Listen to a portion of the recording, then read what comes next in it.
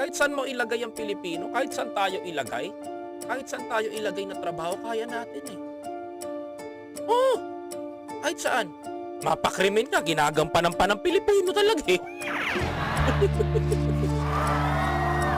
Totoo lang ako, sa Pilipinas maraming ganyan. 'Di ba? Kahit saan mo ilagay ang Pilipino, kahit saan mo ilagay na bansa 'yan, kung bakit tayo kinabibili ba? Because Filipino is very flexible. Kahit saan tayo mapunta nga, kahit saan tayo mapuntang bansa, kahit saan pa tayo mapunta, tayo hinahanap. Tayo gustong makasama ng mga ibang lahi para makatrabaho sila. Gano'n kabangis ang Pilipino. Gano'n tayo kalupit, mga kababayan. Kaya ako bilib ako sa mga kapwa ko Pilipino dito, eh.